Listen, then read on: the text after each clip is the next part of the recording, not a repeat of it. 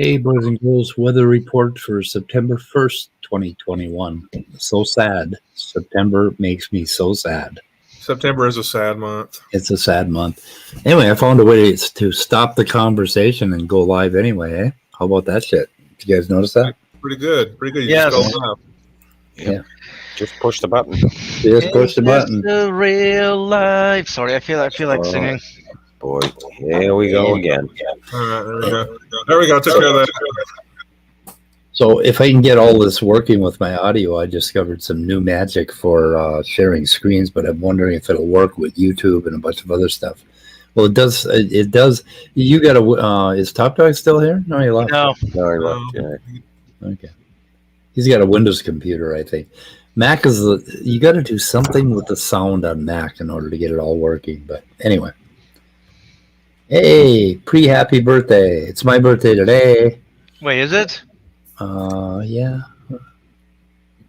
I'm 25,806 days old. Well, my birthday's in 4 months.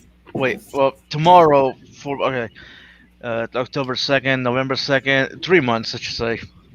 December 2nd. Neffy's birthday was just the other day. Who? Yeah, he turned 60. Yeah. 60. Mine's just about 4 months away. I mean, who's Neffy? I don't know him. Nephilim free. No, I Neffy. know. I was just playing. I thought you were serious. No. I really had to work on my joking voice. My friends has always said that. Like Midnight, you're too serious. Like I can't help it. I try to make, I try to make jokes, to have a jokey voice, but not my fault. It comes off creepy. But you know, sometimes you have to deal with the fact that you have a dry sense of humor. I get that all the time as well. Yep, me too. I'm joking. Yeah, I have a sucky. I used to have a really good sense of humor when I was younger, but I don't know. I feel like I mean, lost it's not it. even. It's not even that I have a dry sense of humor. It's just my voice gives. Never mind. But yeah, it's just something I need to work on. Yeah, like talking to my little sister, and we're winding the conversation up, and I say, "Okay, I'm gonna go take a bath, slip my wrists," and she's like, "Wait, what? What?" That's morbid, but yeah, that does get their attention. It's usually my sign off. Chris Peacock. Chris Peacock is in the house. He's there in the side chat. Hi, Always Chris. there. Quite the faithful listener. We love the fact that Chris Peacock is always there. Yep. Faithful. Hold on. Faithful, honest, and true. And Orge, you got a link, Orge. Come on in. What the hell? Somebody, yeah. Who's We're opening Orge? the show up early because we have nothing today. We have nothing. We got to remember Topdawg's birthday is next week. He says so. Yep. We don't know when next week, though. Yeah. That's Well, why I we have can a birthday every year. We can assume next week from today, so next Wednesday. Yep. Yeah, you would be assuming that. Yes. Assuming. Yes, Yeah. assuming. Assuming. Yeah, I wonder what's going on with Gur. Didn't Gur say he was going to do another live stream on his new channel there? Ooh, fun. To the Gur stream. The Gur Yeah, stream. I thought he said that yesterday, or the day before. He was going to do another one. Which Let me. Today's do a only little Wednesday. investigative reporting here. he You know what I heard about looked Gur? to see, and there was nothing. But he usually does them Friday nights. Is what he like, either Fridays or Saturdays, because I think he likes to drink when he does them. I think. Yeah. So Does he do 3 R's or 2 R's? What I heard about Gurmania's To channel is that if you go on Gurmania's channel and you subscribe, you get cancer and you die. yeah. Oh wow! Yeah, I'm sure there's some peer-reviewed papers that attest to that fact. I'm sure there is. I'm sure Midnight could find us an article. Wait, what I'm article sorry, am I finding? Midnight. What article am I finding? Getting cancer if you join Gur's Germania stream channel, yeah. Oh, Yeah, I read it somewhere. well, I get cancer every time I come here. I got it on Fox News, I think. Now that's cancer, and so is CNN.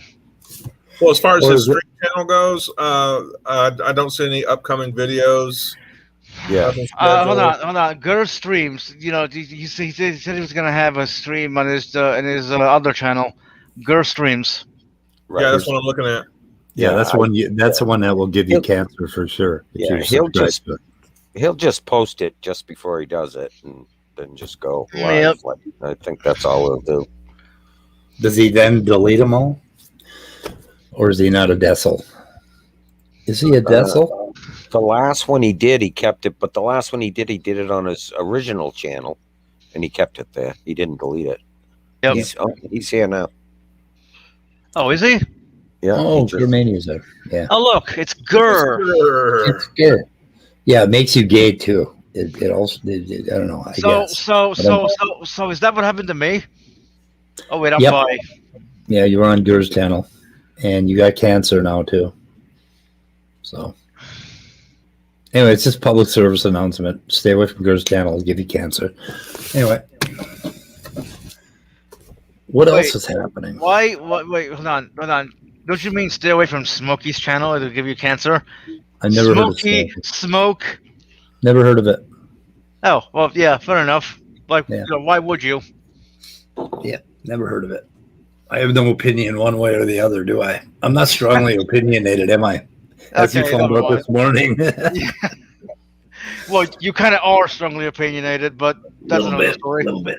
Maybe a little tiny bit. So what's happening? out there? Speed. Sometimes I wonder about you.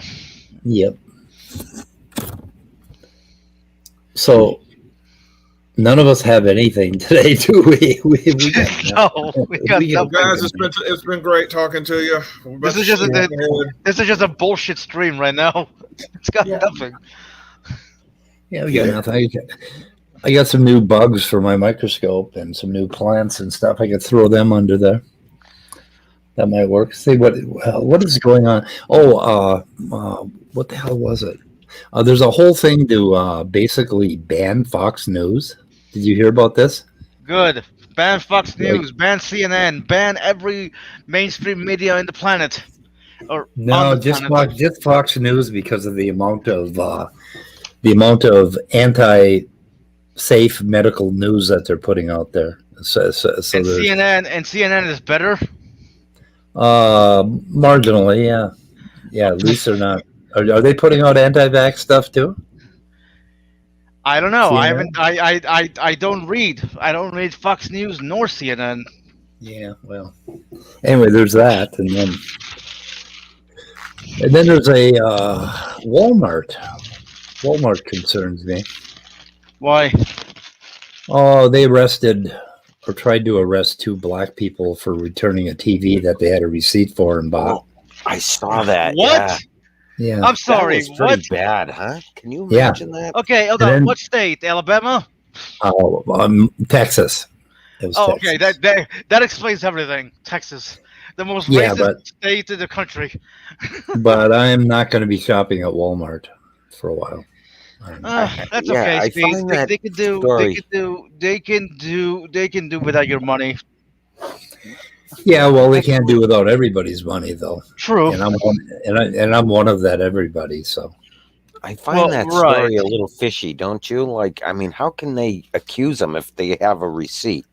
I was going to look it up and find out more about it, but I've seen shit like that happen. Though. Yeah, I mean, but the I've other seen- thing is you know what a lot of people do. A lot of people that have drug problems, right? What they do is they go and they dig receipts out of the trash, out in front of the store. They'll go and if there's trash barrels out front. Yeah, see, that they makes go and more grab sense. receipts.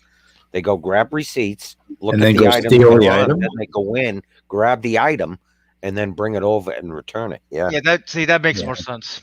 Yeah. So maybe they were, thinking Well, that this those was- guys did that possibly.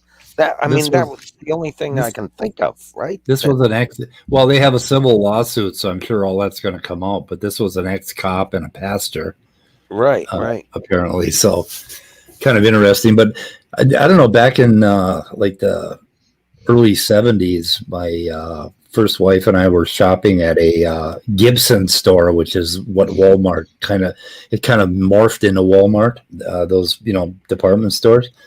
And they pulled us in because I had long hair, denim jacket. We were hippies.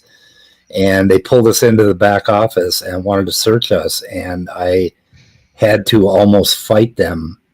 I was going to hit them. I was going to get into a fight.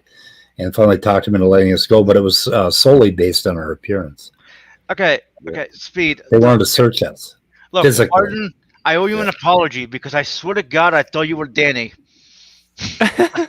I don't know. Like I saw the screen. It took me a while to focus. Wait, is that Danny? No, Maarten. I was like, No. I need to apologize because I Yeah, thought so you were I mean, I Danny. don't know how they could make that mistake. Like, I mean, if they have the receipt, but what happens, you know how it is nowadays. Like when people return stuff, they take down your name and all that. So that goes into their database that they keep. The stores keep, right?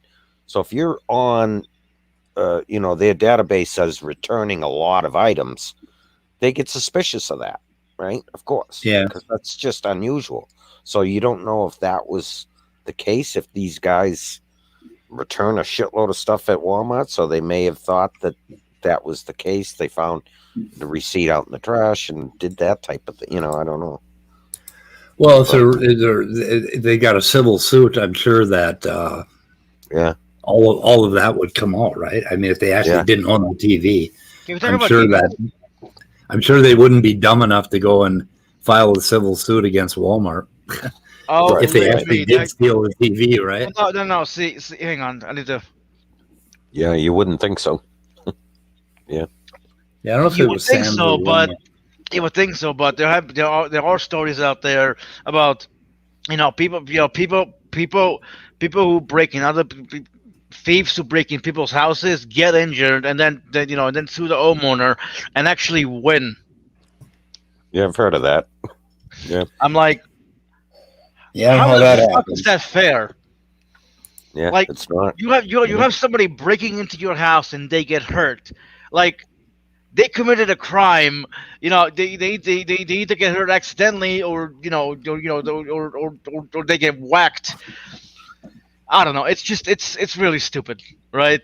So Yep. it's like it's like if somebody breaks into your house, you're gonna be like, oh, right this way, Mr. Thief. Here you go. Use the combination to my safe. Steal all my stuff. I can't do anything about it. Yep. Yeah, this was in Conroe, Texas. So $300 TV. That's like north of Houston, I think. It's between. Okay. Yeah, it's a pretty big town. Yep, pretty interesting. I say pretty big. One of my favorite DJs used to live there. I think that's where I used to always hear about it, with stories he'd tell. Maarten, how are you doing, my friend? Maarten, are you an good, and- atheist? Yeah. I'm good, What? and happy birthday, Speed. Yeah, well, thank Happy you. birthday. I'm proud of you for overcoming all those struggles you had. You probably Lots wouldn't. of stuff. Yeah, that the what do you overcame alcohol, smoking, and Cocaine. yeah. So do you think you wouldn't have survived if you didn't overcome it all? Nope, everybody's pretty pissed off at me that knows me that I'm still alive, Well, I'm not. They want you to. including my doctor. He was really irritated by the fact that he predicted I'd be dead at 50. Well, And that's fucked up. He was yeah. wrong. yeah, I guess I think genetics has a hell of a lot to do with some of this stuff. Yes. Either that or just blind luck or Oh. something. Are you talking about criminality? What's that? Are you talking about criminality? No, No, uh, longevity. Oh, I'm No, sorry. really- Yeah, you switched to what the doctor told you. I apologize. living, no matter what you do to your body. You know, people that do stupid shit. And I don't know about overcoming stuff, Martin. I did most of it to myself. So but you still overcame. At any time I wanted to overcome something, I could have just stopped doing that shit. You know. It's not as easy as that, Speed. Yeah. No, addiction is not as easy as that. I do want to make that point. Addiction is really a very misunderstood mental illness. People actually think that it's something that you can actually fix with your mind. And it ain't that easy. If it was, we wouldn't have addicts. Right? Did you become a Buddhist in the AA or? That was prior. That was when I was a teenager. That was prior to any drug use or any. Well, I guess I was drinking a little bit as a teen, but not as much. I had parental control. So, no, I was pretty much prior to any drug use or any of the real problem. I was extremely. I had a lot of issues with my brain, the way my brain worked. It wasn't working well when I was a teenager. I mean, okay, you know what? I won't make that joke. You left it too wide open. Okay, I'm not sure where you're going to go with that, so I'm almost tempted to ask you what the joke was, but it's probably too late. But anyway, but I had a lot of bipolar. No, you said your brain didn't work well. I was gonna say, does it work well now? Oh, it was a stupid joke. I'm sorry. Oh, okay. Well, obviously it's working now, Midnight. Are you sure? Anybody who actually reads between the lines will figure that out. But anyway, yeah. But no, I had a whole lot of real bad issues with my brain, and I was like really a screwed up teenager. I had a lot of problems, and the Buddhism came as a result of that, as it often does. Like who was it? DeFreak was talking about, basically a crisis in his life.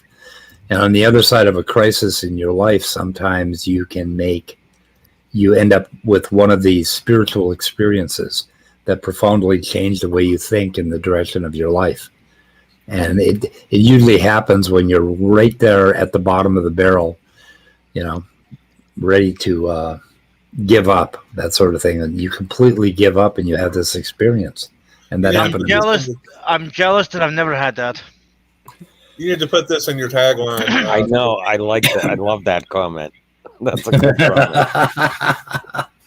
That's a good analogy. Yeah, that son of a bitch. I keep waiting for him to die. Keith Richards. Yeah. God damn it. Yeah. I gotta outlive that son of a bitch. Yeah. He's been on everybody's Deadpool for the past 30 years. I know. Yeah, he just keeps ticking. He's like a cockroach. I don't know. Anybody know how old is he? Anybody know? I think he's like, God, he's got to be 10 years older than me, right? I think on his driver's license, they had to put his birth date.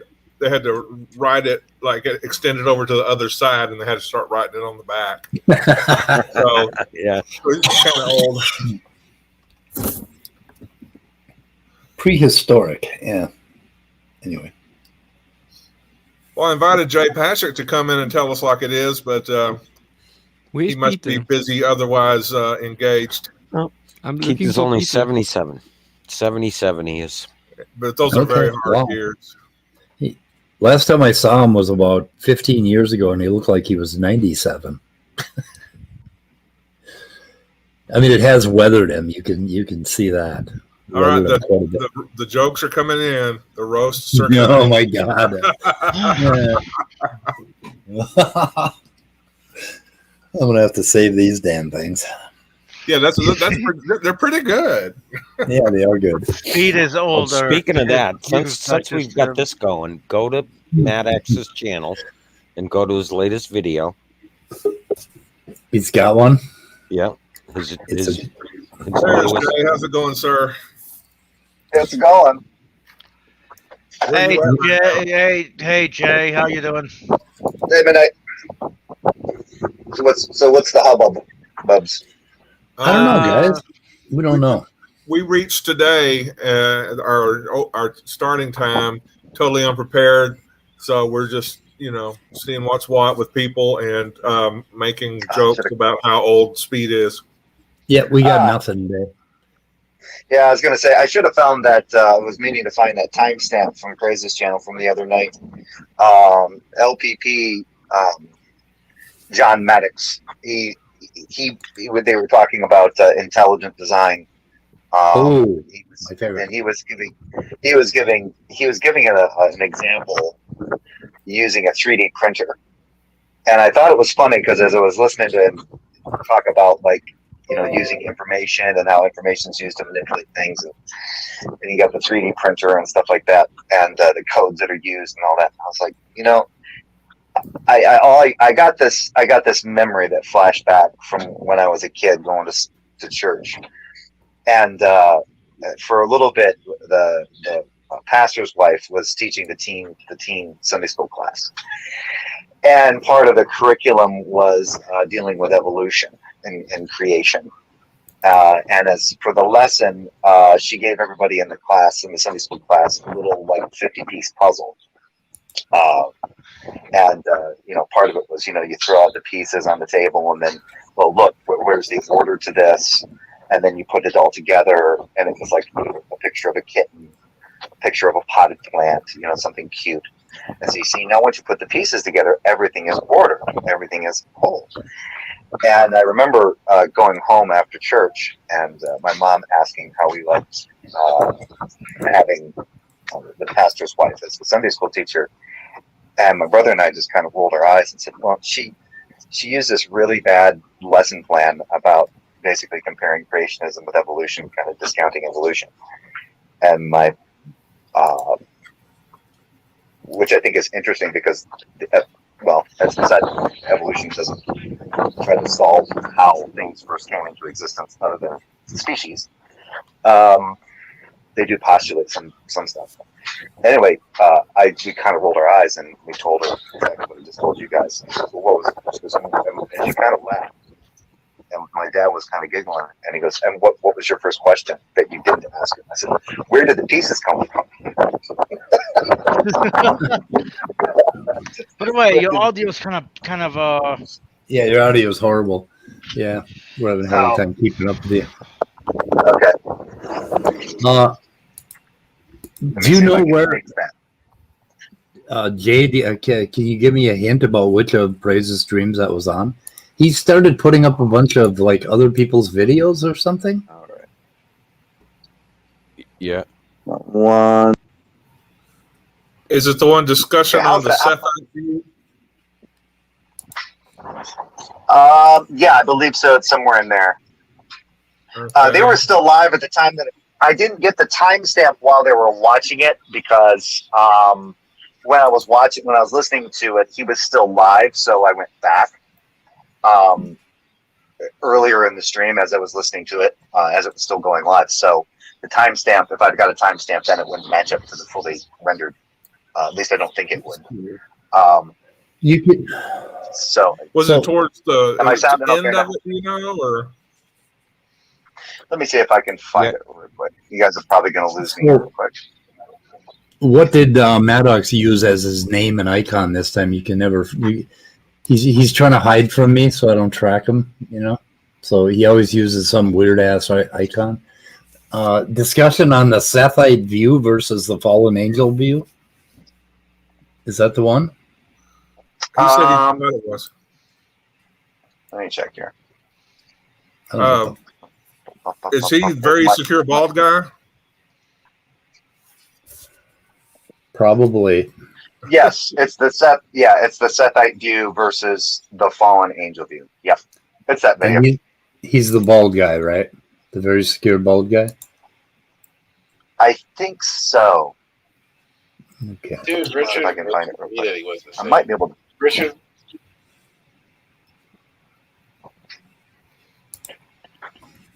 Yeah, well, I'll review it. Maybe we'll actually have something for the weather report tomorrow. We suck today. We really suck today. Where's Peter today? Speak for yourself. Where's Peter? Can you guys hear me? Yeah. Oh shit. Peter was doing something yesterday. I sent him a link yesterday. I made a video for him. You made a video for him? Yeah. On demons? I want to hear. No. Are you a graphic artist, Maarten? I know you do trades. I do trades, but I don't do real graphics like paint. What do you call it? So how about that Bitcoin? What the hell is it doing? It just keeps going a little bit up and a little bit You're down. making money. Huh? Steve, you're making money. Why didn't you make lots of money? I made $15. Yeah, but how much did you put in? I think about 400 or 600 or something like that, and I made $15. Did you cash it out or did you leave it or what? I cashed it out and then I bought back in when it went low again. But it seems to be oscillating between between 46,000 and almost 50,000, and it just keeps doing that every day, up and down, up and down.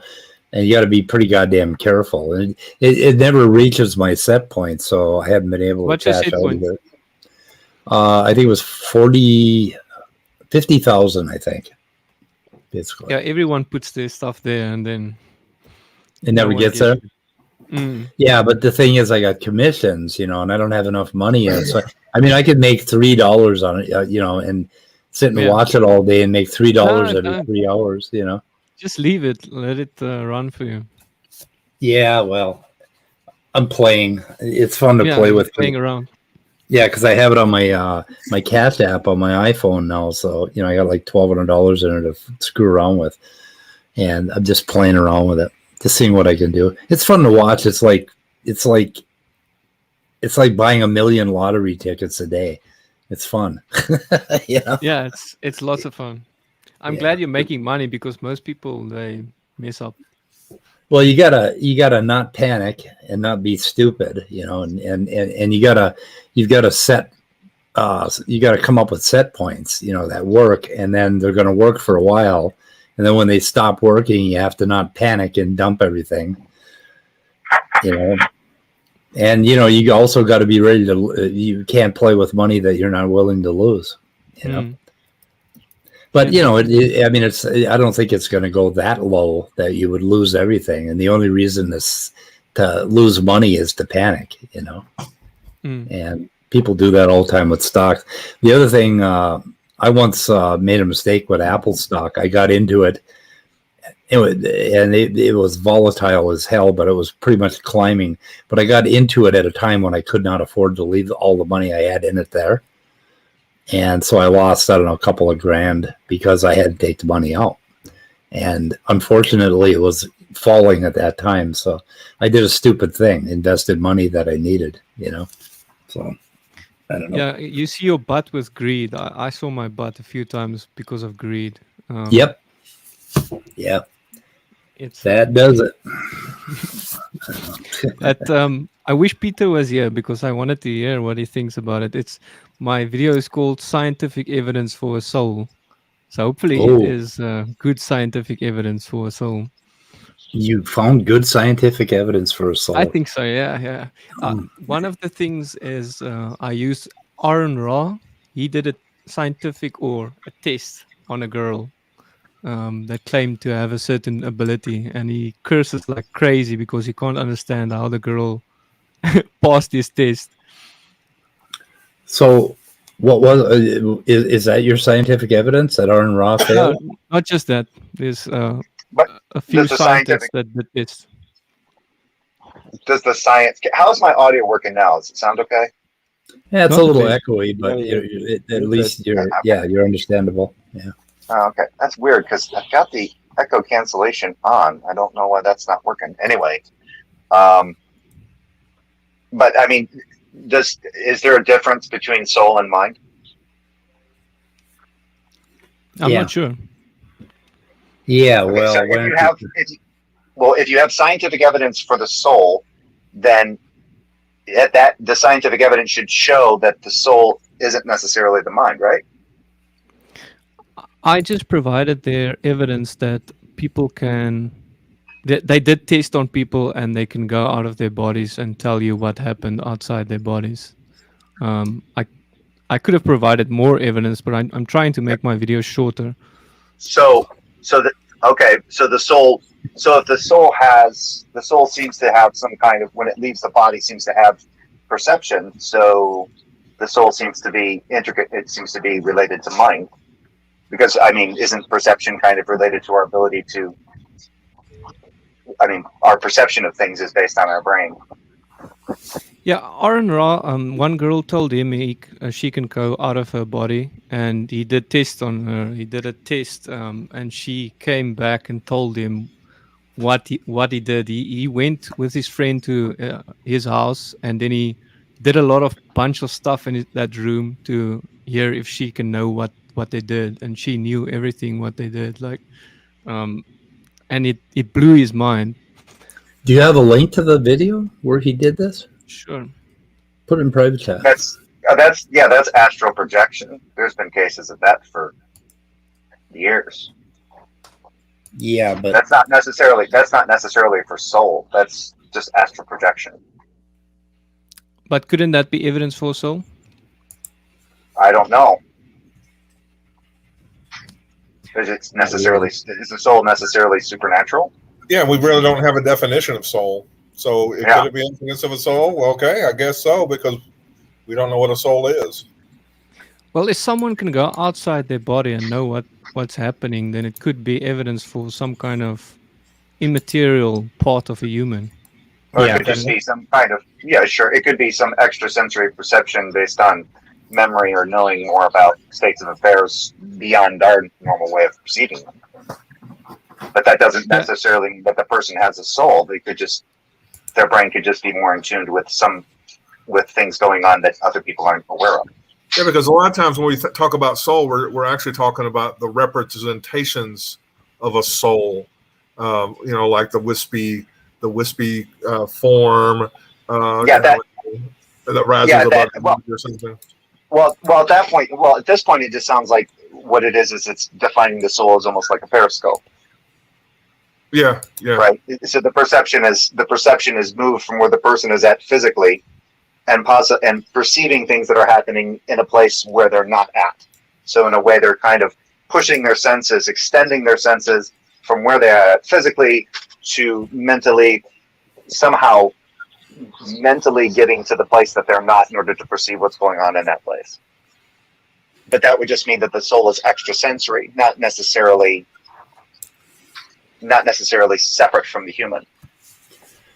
Do you guys want to see the part where Aaron Ra speaks? Yeah. Is that at about 6:02? It's, yeah. Are you going to share it or? Oh, I can share it, okay. Hopefully it doesn't lag. Share it with, audio. Hopefully it's the correct one. Is it the right one? Can you guys see it? Hopefully it doesn't lag. Yeah, looks good. Okay. Because being empirical, I want to put that to test. So I meet her again in school, and I asked her to visit me again tonight the same way she did before. And this time I went to spend a night at a friend's house. And we rearranged the furniture in weird ways. We took one of the mattresses off my bed and we put it onto his bed. So now, my friend's now on a 2 box springs in one mattress. And I'm just on a mattress with no box springs. And he gives a description. And she talks about how you were sleeping with, there was somebody else in the room. They were at perpendicular angles, that he was higher than I was. And then she describes his reel-to-reel tape player. Who the f*** has a reel-to-reel tape player? She described all this, and then we the room all up, and she gave an accurate description of it. And I was impressed. Yeah. You passed that test. Yeah, I don't know. I don't know how she managed to hit all the marks in her description of that, but I mean, it was amazing. As I said, I put that one girl to the test. She gave a stunning description. I mean, just the very idea that she knew that there would be somebody else in the room where there wasn't the previous night. I mean, just that. You could stop there. How did she know? And there would be 2 different beds. The beds would be different heights and at different angles.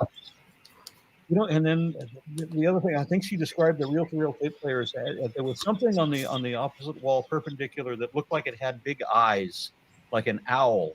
It's a machine. She's talking about a reel-to-reel tape player.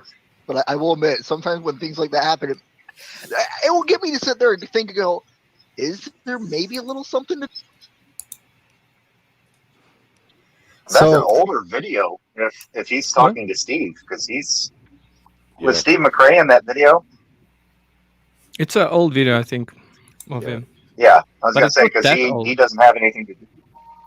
Yeah. Well, I mean, older, like spend more than 2 years. I made him quack every time he curses. I use the quacking sound. I'm trying to find the source of the video. So. Oh, yes, the source. I put it in the description of that. No, the Art and Raw source. Okay. Or the Steve McRae video, the original video that they were talking about it on. Yeah, I put it in the description of that video, but I can post it for you. I put all the sources I used in that description. Oh, this is okay. So, All for Jesus, is that your site? Yeah, you can see the. I sent the link of where the original video is. Okay. I just in the private chat. Yeah, I think it did. Yeah, I thought it was funny because I didn't hear them mention soul. Is that what they were talking? Is that the context of what they were talking about, or are they just talking about unexplained events, unexplained things? They were talking about this girl that he did a test on. Yeah. So was that in reference out of her body? So have some scientists met this girl and done tests on her? Because I think that would be the next step. Yeah, I in that video I made, I put scientists in there that did test on other people that claim they can go out of their bodies. They put a number at the top, and then the guy knows what the number is, and then now they're trying to get reasons how he could do it. They think that he might have used a mirror, or I don't know. They're trying to explain away the evidence. The freak is here too. Do you want to invite him in? Sure. Yeah, throw the link out there. We're just chatting today, so we have nothing going on. But okay, so to come in. I hope you guys find it interesting at least. Yeah. Well, I'm looking at your sources, and I'm trying to figure out which one is the scientist that tried to explain it away. That was. Oh, it's the But I used it in a video. You can just watch the video. It's from Scientist's Test. It's from 19 seconds. From 19 seconds in the video, they start their scientific tests that they did. Oh, okay. Gotcha. Yeah, because that's more along the lines of it's like basically because there seems to be astral projection. This could be evidence that human beings have a soul. Yeah. Astral projection's been an age-long thing. I'm sorry I bashed Walmart. The only thing I'm sorry about is bashing Walmart. So anyway. Oh yeah. What are you bashing Wally World for? Oh, Wally World did some fucked up things to a couple of gentlemen that tried to return a TV, and I don't know, and I looked at it, and I really don't like when stores do that kind of stuff. That really pisses me off. It brings back memories. Because, Anyway.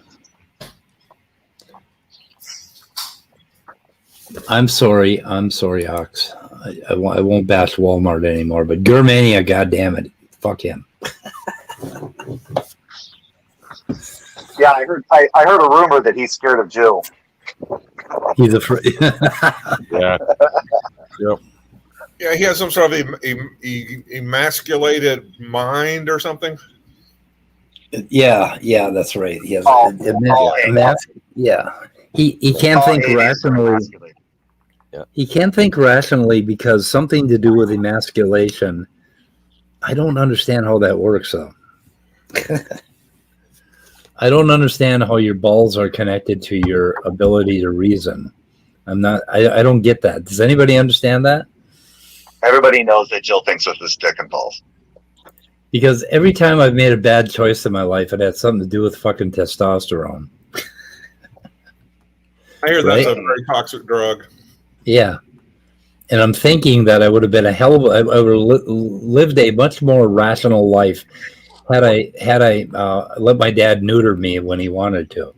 I'm sorry, but and the other thing is that this typical Jill ignorance. Androgens are far worse than testosterone. Estrogen is far worse. Is it? Than testosterone. Oh yeah. What's it do to you? Androgens make animals more aggressive than testosterone does. Really? Oh yeah. Yeah. Maybe it was the end. Well, I don't think it was aggression that was my problem.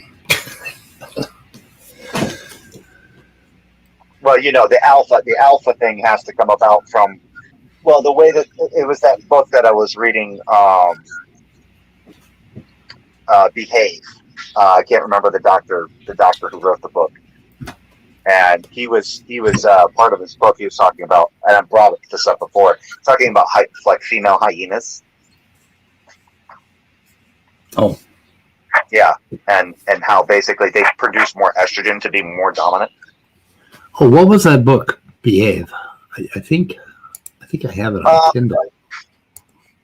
Yeah, I'll remember the name if you tell me. If you tell me the author's name, I'll remember it. I'll be like, Robert, that's it. Robert Sapolsky. That's it. Yeah. Yep. Yeah, it's a good. Yeah, I didn't finish. I got about 100 pages into it, and then I ended up putting it down. But the part on hyenas was pretty. And those are a cool, fucked up animal.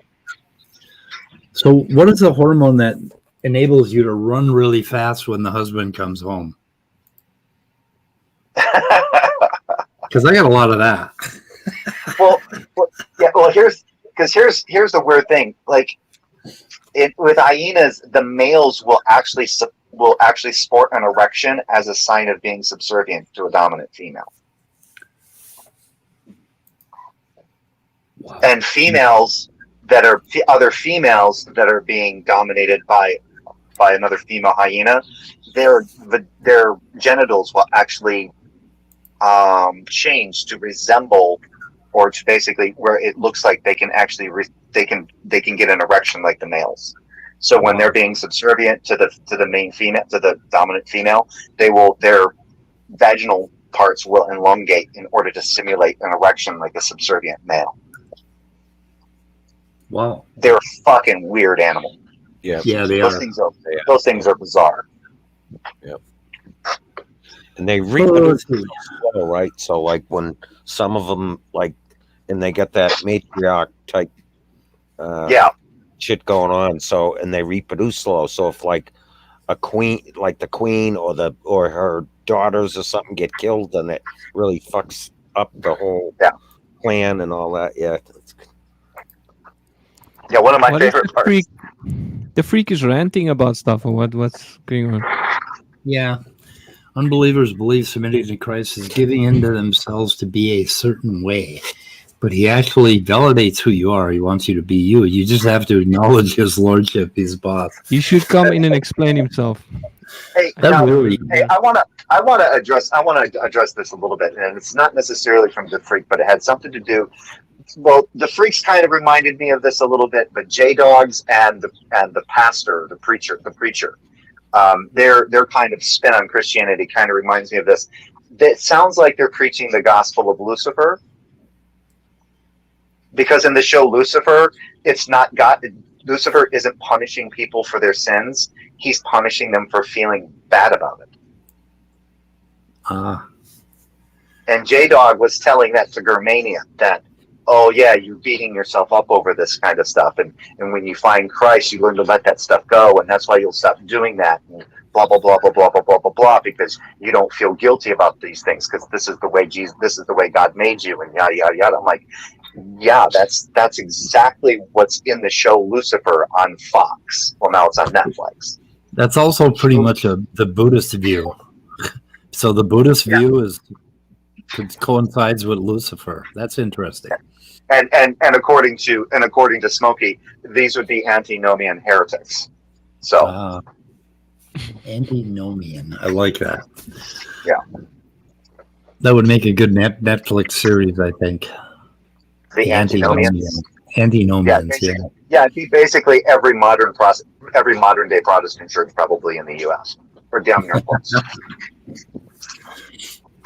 So Speed is a Buddhist atheist, or Buddhist atheist. Yep.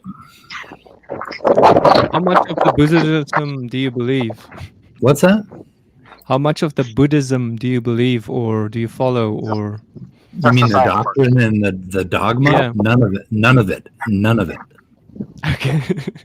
And Okay. how do you call yourself a in Buddhist? fact, being a Buddhist means that you don't believe any of the doctrine or dogma. Otherwise, you're not really a Buddhist. You're just fucking fooling yourself. So, there's a brand of Buddhism called the Hollywood Buddhist, and if you believe dogma and doctrine, that's what you are, as a Hollywood Buddhist. But yeah, the first rule of a Buddha club is you don't believe in this bullshit Buddha thing. Well, isn't that? Well, Speed, aren't some of those Buddhists leaning more towards like Taoism, not necessarily traditional Buddhism? I'm not entirely sure. No. I don't pay attention to a lot of it. I did back when I was a teenager. I read, tried to figure it out and read all that fucking bullshit. And at one point I realized that this was counterproductive. And so I kind of fell out of it. But so how would it be like Taoism? You realize that back then it'd be more productive for you to beat off the pictures in a National Geographic magazine than I think I tried that too, but or Sears catalog. Oh, there you go. Quality porn there. Yeah. Okay, if we're back on the subject of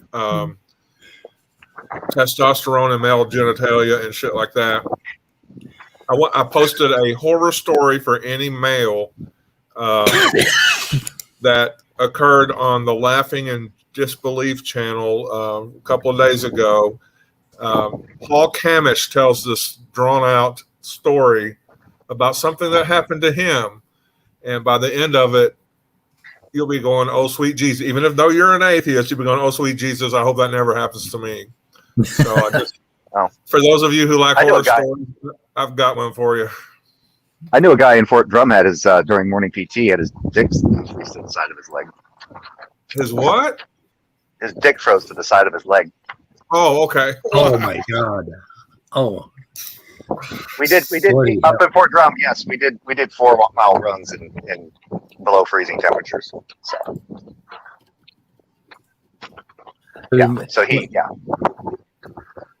It kind of reminds me of this is just very loosely related, but when my friend was in the Navy, he was stationed in Crete, and two guys tried to go AWOL by strapping themselves to the landing gear of a B-52 or something. And, it gets really cold up there. Yeah. Yeah, and they pulled their frozen corpses off the plane. Yeah. I mean, I had that happen to me close to it, but I just had to thaw out my schnuts for about an hour and a half. Got a little cold on that road march. Woo, man, that was a cold wind. I stuck my tongue on the clothesline pole, but I never thought of doing it with my dick. Oh, yeah. Which is a good thing. Guys, keep your your quote-unquote member away from things. They don't need to touch them. Don't you got to put a little moisture on it to get it to stick, though? And you got I don't know. Usually it's naturally moist, but anyway, I don't know. But my mom always got a kick out of that. You watch the A Christmas Story, and they pull the kid. The kid gets his tongue stuck. They dare him to stick his tongue to the pole. And then the fire department comes and they pull him off. And my mom's just sitting there and says, "You just pour water on it, you dumb shits." But you can imagine what a kid sounds like yelling for his mommy when his tongue is stuck to the telephone, the clothesline pole.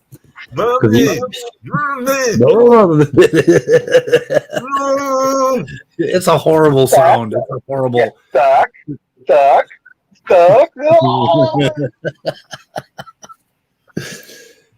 Yep. Uh-oh. We're being told to quit our atheism. Where? By an atheist. On your screen, yeah, by an atheist. Yes. I guess. Yeah, she's probably right. We got Who's that? Raw nakedness. There's got to be a cure for this shit, right? There's got to be a cure. I don't know. But that was a interesting comment by DeFreak earlier about, you just have to realize that he's boss and give yourself over to him and all that stuff. And the thing is that it doesn't matter what you give yourself over to. It doesn't have to be Jesus, you poor son of a bitches. You just got this Jesus thing fixed in your mind. All you need to do is give yourself over, period. Not to anything. Not to any boss. There's no... What is that? Mario, the game Super Mario, where there's a boss at the end or some fucking thing I can't quite remember. But no, there is no big universe boss. I'm sorry. It's just like give yourself over, but forget the part about giving yourself over to some dogma, some belief. And try it sometime. Just try blankly giving yourself over. But here's the thing. It's kind of interesting is that if you believe something to be the case, that you necessarily need to go into it like it's kind of like, in my opinion, it's like believing, like if we never heard of whales and somebody discovers the animals and they're defined as whales, and then somebody comes to me and says, yeah, there's these things out that live out in the ocean. They're mammals, and some of them are quite large. They live out there in the ocean and they're called whales. And I said, okay, I can believe that, I guess. But it's not like I give myself over to it. So it's kind of like this idea that it's not just believing it's the case. It's you go into it to a point almost like, I mean, the way that sometimes the way I think they're saying this is like you're gonna become like it becomes an obsessive hobby. You're just gonna read everything that you need to read about it, try to figure out what it wants from you. Right. Am I doing this right? Yeah. Well, if you're interpreting the Bible correctly, you'll be okay. Yeah, but this guy says no. If you went out in some rock bed and found a really pretty crystal, and you gave yourself over to the crystal, and you basically gave all of your energy to the crystal, and you believe that the crystal was filling you with spirit, and you seriously believe that, and there was a whole fucking group like 1,000 people in this town that all believed the same thing, and they all got together and gathered around the crystal every Sunday, and they worshiped the crystal. Your life you would start to feel positive effects from that. That is the way the human mind works. Well, now I just came up with a funny little... What's that? What? Placebo effect or what? Yeah. Well, I just came up with there's a little funny skit that you could do. Do like this little video skit, and the guy finds the crystal, and he's looking at it, and he's admiring it, and then he holds it up to the sun, and he goes, I can feel, I give everything of myself to the belief in this crystal. I can feel my spirit welling up inside of me. And he goes, and he farts, and he goes, ah, shit, it's gone. Yeah, that would be a good one. Yep. Yeah. I feel this thing inside of me. Oh, never mind. Yeah, but Maarten, that's what you guys are suffering from is, oh man, I've been spelling your name wrong. Shit. You can spell it anyway. It's fine. I use 2 E's instead of 2 A's. God damn. It's fine. I can't tell one vowel from the next. They all look the same to me. I have some kind of dysphagia. Anyway. It's like that. In the past, I saw you call me Maarten. Maarten, yeah. Speed had the same problem that the Animaniacs had when the professor was trying to teach him how to read, and he put down all the vowels, A-E-I-O-U, and he says, okay, say this, and they're going, A-E-I-O-U. Yep, something like that. I will correct that in the strip. Yeah, so when I first hooked up with Demeter, you misspelled his name. You left out the I or something, and forever I had him as, D-M-I-T-E-R. And it took me a long time to correct that in my brain, but I will try to correct that, Maarten. But anyway, what you Christians are suffering from is placebo effect. Isn't Demeter D-I-M-I-T-I-R? Demeter? Yes, it's D-I-M. It's not D-M. But I just thought it was, I thought it was a odd spelling of his first name, so I went with it, and I wrote it enough times that it took me a long time to learn not to write it. Just do it next time. Just irritate him. Use a D and then an apostrophe and then meter. Well, the way I actually started doing it right is I prayed to my crystal, I asked for the strength to spell Demeter's name right, and it worked. It fucking worked. Okay, so now there's evidence that crystals have souls. There's evidence. They have intelligence behind them. There's an intelligence to this crystal. It's an intelligent crystal. But Speed, yeah, you said something about that you think animals might also like experience like spiritual something. Yeah, Can you just explain that? That's pretty much the way animals live. You know, they have some of this. I mean, they live in this simple They don't sit around and think about the future. They don't beat themselves up constantly for what they did in the past. They let things go very quickly, and so they're much more capable of letting things go than humans are. Speed, tell that to my pit bull. Oh yeah, well, yeah, okay. You got a point there. Yeah, there are some fucking demented animals that shouldn't exist. Some demonic animals like pit bulls. Well, the problem. Well, I think the issue with the and this isn't. I think this goes along with what you're saying when it comes to basically animals that are abused and the way they present that is because it's a behavior. It's a learned behavioral trait. It's their learned way of responding to the way they've been abused. And so when certain things happen, as you know, once that association has begun, they'll continue kind of associating, like if you beat, like with our pit bull, somebody apparently beat the dog with a coiled up cord, because if my wife carried around a charging cord coiled up, she would run and hide and start shaking. Yeah. Yep. So another kind of dog that should not exist because they're demonic is any other person's chihuahuas.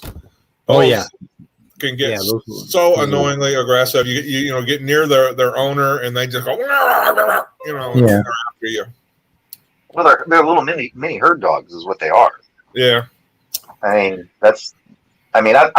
there's only been a handful of chihuahuas that I've met that are actually really, have really good, temperaments to them. A lot of them have exactly what you were describing. They just seem to get very overprotective. Now, my chihuahua is really chill. And I knew a guy who had one of those really small, they kind of come in different levels of small. And this one, I can't remember if it was called I don't know what it was called, but it was really small. Like you could hold it in the palm of your hand. If it had a flea, it looked like it had like a plate, just set out. That's a teacup chihuahua. Teacup chihuahua. He was real mellow. And but most other chihuahuas I've encountered either don't like me or just want to protect their owner. So my mom got a chihuahua from a guy that died of cirrhosis of the liver, and it was like, I don't know, the thing was probably like the equivalent of 90-some years old, and it was named after peppermint schnapps. It was named Schnapsy. And that fucking thing, it would beg for alcohol from my father. So my father would feed it beer in a bowl, and then they would feed it straight shots, and it would drink whiskey. And then if you left a beer bottle on the floor, it would try to get its tongue inside the beer bottle, trying to get the last of the alcohol. But then my dad would get the dog drunker than shit, and it would go pass out in its box and wake up and try to bite all of us kids and chase us around the house. It was like a really evil drunk. My beagle was that way, because he was such a hyper little shit. One time I gave him a little bit of single barrel Jack Daniels that I got for Christmas. Gave him just like a thimble, and he passed the fuck right out. But within 15 minutes he was up running around like a jackass again. But one time he drank, my brother-in-law spilled the gin and tonic, and he just licked it right off the freaking kitchen floor, and then laid down for a half hour, got up. But yeah, he used to do that. If I had a glass of wine or I had a bottle of beer, he'd jump up in my lap and just, bird dog that thing. Yeah, he'd just sit there and stare at it. And then he'd look at me, and then he'd look at the glass or the bottle. Look at me, look at the glass or bottle. Look at me, look at the glass or bottle. I'm like, Jesus, dude, you're freaking me out, man. But he would wait. And I would always walking. I get down. I get down to about the last. So, do you have any dogs out there that are trying to nip at your heels? They know better than that. Oh, you got a big stick. Hey, Dr. Josh. He carries a can of bear mace with him. He coats all the chihuahuas in it. You hit a chihuahua with bear mace, you're gonna send that thing flying across the room. Freaking bear mace cans or something else. Oh God, I wish I'd had bear mace for that chihuahua that my mom had when I was a kid. It was horrible. All you did was bite us. So Did I ever tell you about the guy telling me to put boot polish in my pit bull's eyes? no. What? What is Yeah, that? I had some old. We were living down in North Carolina, and we had taken in this pit bull. His name was Gus. He was a good old boy. He had some health problems, so he was having a reoccurring ear infection. So we were taking him to the vet, and we stopped off at this little. We lived kind of out in the country there in North Carolina, so we stopped off on the store on the way, little gas station, and was picking up a pack of cigarettes, and he jumped out of the car. And so he's thinking, hey, yeah, this is where we're supposed to be. And I'm trying to call him back. I'm like, Gus, you got it. Let's go, buddy. Let's go. And there's these 2-3 older gentlemen sitting there on the bench in front of the shop. And the one guy goes, you know how you keep a dog from doing that? Next time he runs off, comes back, puts some boot polish in his eyes. I'm like, you really want me to put boot polish? You do it. Yeah, pit bull's eyes. But I said, you be the guy that puts boot polish Right. in the eyes of that animal and see what happens to you. But just daring. Tell him, show See me how what to he do that. I guarantee you he's going to learn more. You're going to learn more from that experience than he is. Because while he was a good boy, he had a temper. So it's like, yeah, let's not be putting anything in the dog's eyes, shall we? Stupid. So before, Jay, you were talking about an abused dog having this memory of how he was abused, right? And reacting a certain way to that memory. Yep. So on one interpretation of Buddhist karma, that would be exactly it. Karma is sort of a habit of the mind that you're stuck in. So you're stuck in a loop, so you react the same way every time something similar happens to you, or you end up marrying the same kind of girl over and over and over again. That sort of thing. But that's basically an interpretation of karma in Buddhism that has fuck all to do with supernatural stuff. It's just basically how our minds work. So what you seek to do is break yourself out of the karmic cycles that you've put yourself in all of your life. And having this powerful spiritual experience when you reach the bottom of the barrel is one way that you can make paradigm changes in your mind real easily, because something basically, it's almost like an epileptic seizure where something melts down in your mind and you're able to actually change patterns. And they're doing a little research at Johns Hopkins right now on this stuff. Go ahead. So you're saying that basically what it sounds like you're telling me is exactly what I did when I was a Christian and stopped believing. I started changing the way I thought about these things. Got out of that. That what else could this be? What else could it be? Well, it has to be something, and then I had to rethink. Kind of redo my reasoning to kind of, and that's what got me out of that. It's constantly questioning things and figuring things out, trapping myself mentally, and then I just eventually just kind of was like, okay, I'm no longer a Christian. So you had a bit of a spiritual experience took you to atheism, as it should. Well, yeah, my brother and I talk about this too, because when people ask about, how it feels, because, when they try to, certain Christians will tell you, it feels good when you become a Christian and you feel great and, you feel this the power, this lifting power or whatever, this enlightenment. And I got that when I became an atheist. It's just like, it's like an epiphany kind of. It's like, oh, shit, I didn't realize that. And then once I kind of let that go, it felt relieved. It was weird. Why do I feel like I should cover Martin's ears before we talk about these things? Well, he's already got his ears covered. So. Oh yeah, okay. So he can't hear us. Good. Okay, that's great, Martin. Yeah. I had a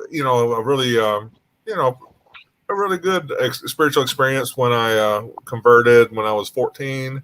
Of course, over the years, there was a segment of time where I drifted out, and then like by college time, I decided I wanted to, quote unquote, rededicate my life or whatever, and so I did. But then when I decided to do that, I actually got a sense of anxiety and unrealness, like kind of a foreboding. And I guess I should have followed that instinct, because it took me quite a while before I actually became an atheist. And then after I became an atheist, I did have some pretty overpowerful positive experiences when I would deal with ways of dealing with stress for some of the things that were changing in my life. I would try meditation and such, and I would think about Taoist principles, read is it Tao Te Ching, or I can't remember the Tao Te Ching.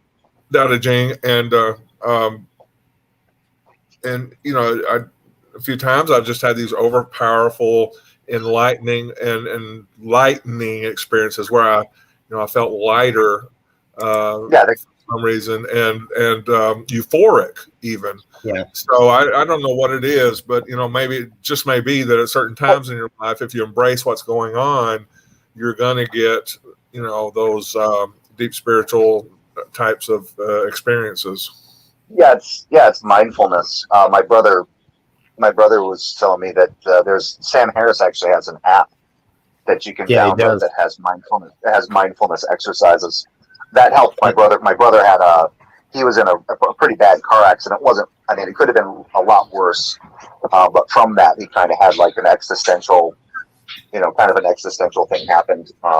So he was having really bad anxiety, and he went and saw a therapist for a little bit. And that's what the therapist suggested to him, was doing mindfulness. And so, it helped my brother out quite a bit with that, because he's just like, he goes, you spend your entire life, and you don't have, you don't have that many close calls. And he hasn't been in that many kind of accidents or anything. And this was a pretty scary one. So he was like, I could have died. And he had a lot of anxiety. And he thought it was interesting too, because like when I got into my accident when I was in my 20s, and my buddy was driving my car and lost control, and we rolled my car into a ditch. I didn't have any anxiety about that at all. And so he's like, it seems to be worse when you get older. You start to realize your own mortality. You start to get a better comprehension of your own mortality. And he gets a little. For some people, it can be a little overwhelming. And his was just it seemed to manifest as these anxiety attacks. I had a car accident when I was 16, and it left me with a lifelong anxiety about driving, basically. Oh, really? And, I don't know. We lost Dr. Josh. Oh no! Well, my son has that too. Yeah, he's probably out walking. He might be intermittent. He's out walking while he listens to us. Mm-hmm. But the other thing about these spiritual experiences that you'll find over and over again that people talk about is they last for about 3 days. No longer, and often no less. And these powerful experiences, and they start to taper off after 3 days. And 3 days is usually where you get real serious about the dogma, and you start to that's when you double down and start reading about it and trying to figure out how to extend the experience, that sort of thing. But anyway, just keep an eye out for that when people talk about it. They'll talk about this for 3 days I was, whatever, kind of interesting. What happens is, any kind of extreme in your life, whether it be extreme negative experience or an extremely positive experience, is bound to middle out. And I think what you got to look for is the, like in the idea of meditation, the calming of it, or the sense of, I guess I want to say sense of positivity, but like rather than the negative feelings or the negative stress chemicals, you're getting some of the positive things. You feel more relaxed. Yeah, it gets you to focus more on the now than focus on what could have been, what could have been worse, what would have been better, and you just basically kind of focus on the here and now, and it just basically kind of it tones down all these extremes that your brain is trying to go to, where you're almost like you're anticipating like, oh, this could happen. This could happen. Oh my God, what would happen if this happened? How could have things been? Do I have my life in order? Is everything good? And then things can get very things get overbearing. My son had a car accident a few months ago, and he can't drive yet. So you brought up. Sorry that I'm going off topic a little. Just a while back, you said something about 3 days. Yep. It stops after 3 days, or what? Well, it doesn't stop. Yeah, it kind of starts to taper off after 3 days. So when you look back at the experience, you'll remember that for 3 days you were sort of, in this sort of everything looked lighter, brighter. There was like total peace, and just these incredible feelings for about 3 days, and then it starts to taper off. And I think it's what's that? I've never had that. Yeah. The closest I've probably gotten to that is when I'm drunk, and then it's gone the next day because the hangover is terrible. Oh yeah. Yeah. Well, it's interesting. Go ahead. This 3 days, it's interesting because from my research, he was going to jump on the 3 days thing. The significance of the 3 days. Okay. No, it's just from my research. I've seen God and demons do lots of things in threes. Like God is a Trinity, so that he does it in threes, and demons hate God, so they do stuff in threes. They like scratch people in threes and stuff like that. Yeah, there's a lot of that, and I think that's where it comes from. Yeah. So it's funny that you also seen that, but I don't know. Yeah, it's interesting. Something that I've noted listening to people's stories about it and experiences, they'll often mention 3 days, and that was exactly what happened to me. It was about a 3 day thing, and you guys ever see the show Sherlock? I think I did a long time ago. What do you mean? Which one? The newer, it's the show Sherlock. It was with Benedict Cumberbatch. Oh yeah, that was. He used to always several episodes. He used to get on that with people, always with the threes with people. Yeah, because he would get people. He'd do something on the fourth or the fifth, and they go like, "What did you do?" Because people always anticipate three.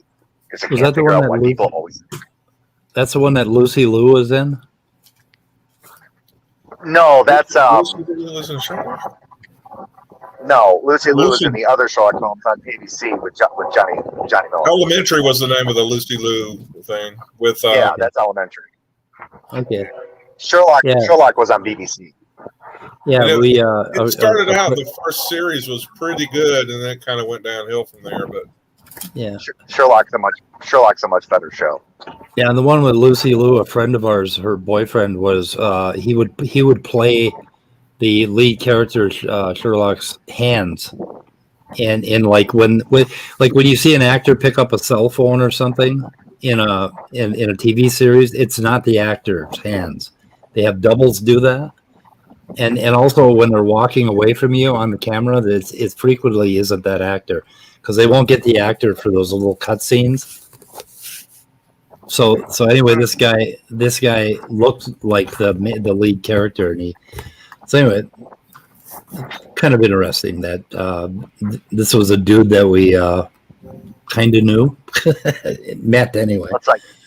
That's like Lena Headey for Game of Thrones in the episode where she has to take the walk of shame, butt ass naked through the to the Red Keep. Yeah, she goes. She was on a talk show. She goes, "Not my butt." Not my butt. Yeah. But it's amazing how many scenes they do that way. The actor comes in and he does like 30% of the show, and the rest of it is all these extras walking around, faking stuff. So, kind of takes the fun out of it all. Anyway, I was reading quite a while ago that when they're planning some sort of military move, like with a platoon of Marines or whatever, they only ever give them like 3 steps in the plan or whatever that, or whenever they're studying some concept, they only teach them, the three main points of a particular thing, because three seems to be about the most efficient that we can keep in our heads and remember for any bit of time. And that it just may it's like have some people, it's like some people, not a lot of people, but there's some people I've met that think like a proper syllogism has to have two premises and a conclusion. Yeah. It has to have those three, it has to have three things. Yeah. Yep. Or that in rhetoric, 3 points and a conclusion. Things like that. Yeah. Never mind. 3 is a really important number. You have to have at least 3 neurons because you have to have a tiebreaker. But I hear that 1 is the loneliest number. Yeah, it is. Yeah. 2 can be as bad as 1, but I always thought it would be 0 since it's technically nothing. Yes, Martin, I did experience that 3-day phenomena. Can you explain? Okay. So I had a grand mal spiritual experience when I was 15 years old on Christmas Eve, right before I turned 16, and it was at about 9:30 at night on the 24th of December. I think it was, I can't remember the year, 66 maybe, something like that. I was reading an Alan Watts book, and he took me on this sort of journey, like a thought game, like a mind trip. And at that point in my life, I was very much a person right on the edge of destruction, absolute destruction. I was like completely lost. And all of a sudden, the entire world changed for me. And I had this feeling that everything made sense and everything was there. There was just peace and everything. And the room lit up and my life lit up. And it was like, and then I went to sleep. And as I went to sleep, going to sleep was part of the experience. And my dreams were part of the experience. And for the next 3 days, I was like this. And I started thinking about everything with my old man was probably the biggest issue in my life. And I could look at him, I could look at our relationship as if I was outside of it, as if I was outside of everything. I could see everything, and everything made perfect sense to me for 3 days. And then I buckled down, and somewhere along the line, the experience dissipated after 3 days, and I started reading everything I could about Buddhism and Alan Watts, and I wanted to, basically, I tried to hang on to the experience. And as soon as I tried to hang on to the experience, I got lost again. And I remained lost for a very long time. And that was where I launched into trying to find that experience again through psychedelics. And with psychedelics, it was like you could take a pill and you could almost walk into that experience, but it was not entirely the same. It wasn't as crystal clear. And it was, but it was very similar. It was a very similar experience. But then, of course, the next day it would just dissipate again because it didn't actually change anything. But it changed my entire life. It changed the entire course of my life. Everything changed at that moment. And it was pretty amazing. So, but is that the biggest spiritual experience you've ever had? Or? I had a few others. I had one as a result of a severe drug overdose. And that one actually went on for about a week. But there was something weird about it because it was almost like it was a little bit like I was crazy at the same time. It wasn't, but I had the same effect where I could step outside of everything and see everything from the top down. I could see myself in a different light entirely, my relationships. And that lasted for about a week. But then, let's see, I think then there are other minor ones, through, when you're a drug addict and an alcoholic, you frequently bring yourself down to the very bottom where you have just nothing left at all. You have just no semblance of a psyche left. And at that point, frequently something else will step in and kind of pull you back out of it. And so I've had more minor experiences. Nothing like the first one, though. Kafai was talking about ego death or whatever the other day when he was talking about the heroic dose again. And that's how I would describe it. Yeah. Yeah, it was ego death because it was like I could think about myself without any attachment to myself, and it was odd. It was a pretty bizarre thing. Yeah, it really has an effect on you. It profoundly changes your life. So. And you never came in contact with like beings or something, because I've seen like with Steve-O, he came in contact with like no beings. No beings. No, I entertained him and stuff. I was an atheist prior, I was an atheist during, and I was an atheist after. So I never had any supernatural inclinations at all. So I never attached. Thank God. Thank God. Because in that experience, if there had been something, that I had bought into before, I probably would have, even if it was Scientology, I would have went full force into it. Whatever it was, I would have dove into it. And did you try DMT or never? Never tried DMT. Somebody told me that LSD is like a long, slow, strange trip. And they said DMT is like being shot out of a cannon. So I said, nope, not doing that. I don't like cannons. Get addicted to DMT or what? Oh, we lost Jay. How about being shot out of an actual cannon? Yeah. I don't want anything to do with being shot out of a cannon. So I don't know. I don't want my psyche to be shot out of a cannon. Fuck DMD. And fuck all I don't want to shit myself into. I don't want to shit myself into a spiritual experience. So no ayahuasca.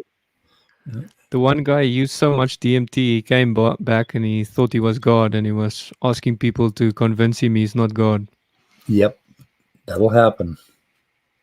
Yeah, it can make you fucking crazy too. I mean, the experience is very similar to what others call a nervous breakdown. Okay. And people have a nervous breakdown and they strap them to a gurney and they haul them off, and 2 weeks later they come back and they pick up their lives again. Pretty similar reaction.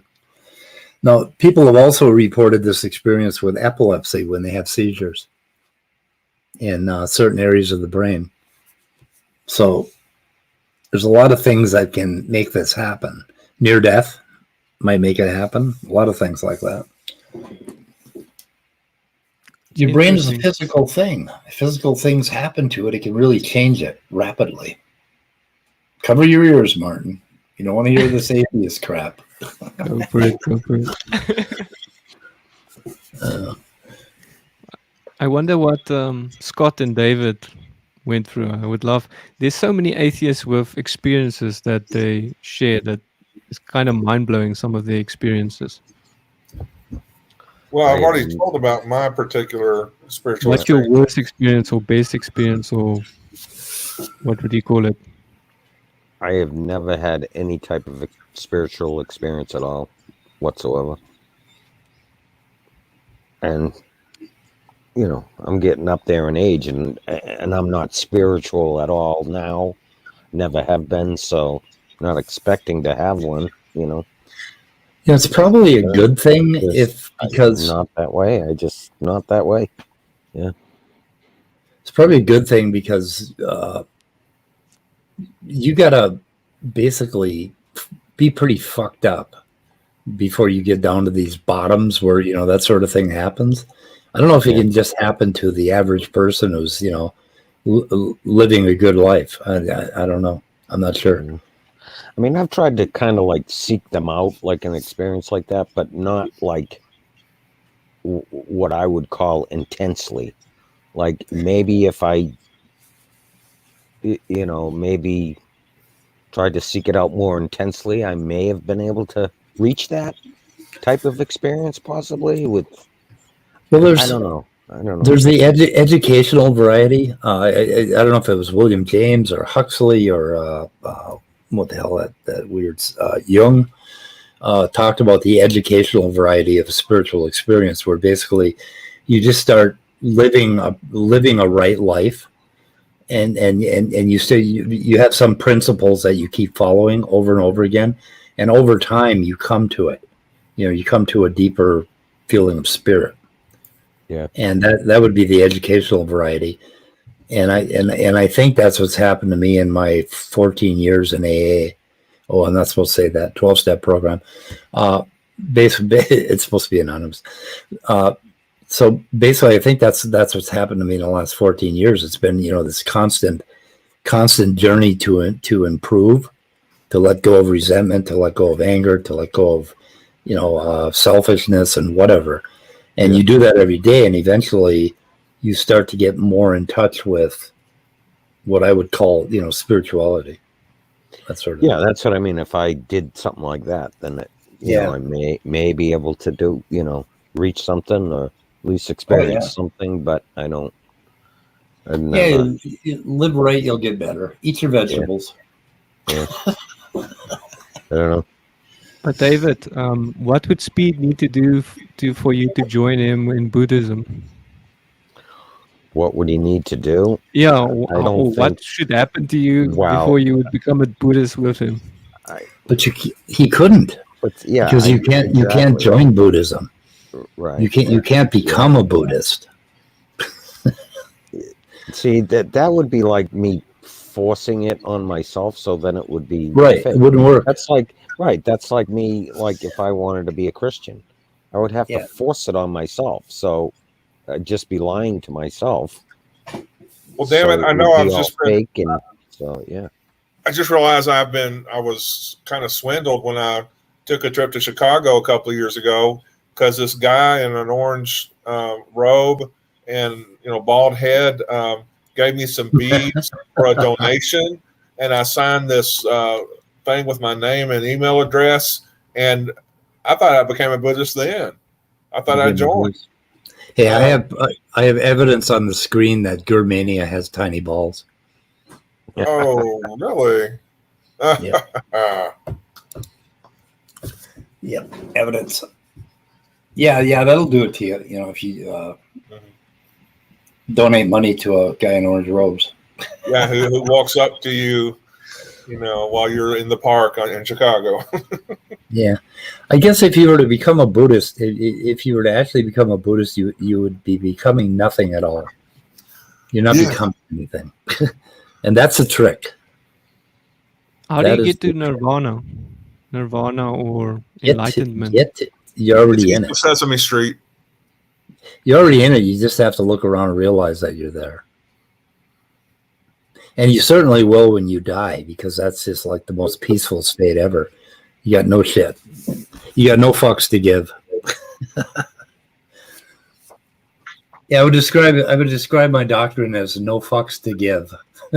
When you get to that point, you're doing okay. You're doing all right. Anyway, seeking nirvana it's got to be the most painful fucking thing that anybody could do. I mean, it's just like, I don't know. You don't need to. You don't need to worry about it. Stop worrying. Be happy. Yeah, I'm hoping that Rage sees my comment there. I was watching a Smokey Saint video. Yes, I was here at work. I was getting paid. I wasn't watching it on my free time. Okay. And there's some interesting things that were said there. I'm wondering if Knock wants to have a conversation sometime, because there's some stuff there that I'm not all too keen on, but some of the stuff that sounded like him and Will Kincaid were talking about, just, I don't know. It's neither condemning or condoning at this point. It's just, what the fuck are you two goofballs doing? What were they doing? Who is OG, by the way? OG is mad at me. Yeah. On Tangelo. Tangelo.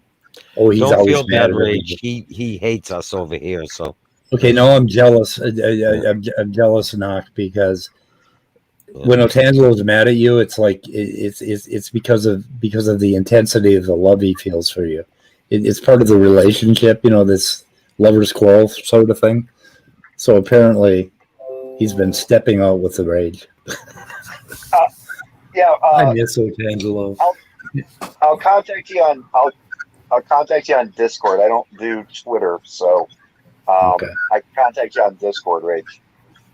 It doesn't have to be live either. We can talk about it a little bit off air. See if we even want to talk about it live. but it's nothing against you at all. It's just I watched this video and then I went back, and it has to do with the telethon. You know, when Will and Smokey were calling around to different places. Yeah, I heard that. Places might work. Yeah, so it has to do with that, and it has to do with young Earth creationists now basically holding to the narrative that Nock has spun up, where they're like, yeah, it's definitely the case that Will and Smokey were trying to dox him, and so it has to do with that. They were trying to do some damage control, I think. Yeah, there was a part in there that I couldn't. There was a part in there that didn't sound right to me, because I remember watching the telethon one that they did a while back, where they were calling around to these businesses, but in this video, this one from Smokey it was from yesterday, he says something like they knew, so they already knew where he worked. Yeah. No, they didn't know where Nock worked. They already knew that what Nock had said, because they were going off of something that Nock had supposedly said in one of his videos, where he said he worked at like a TGI Fridays or something like that. And so, yeah, TGI Fridays. And so there in this video, this most recent, this one from yesterday, they're saying that they knew that was fake.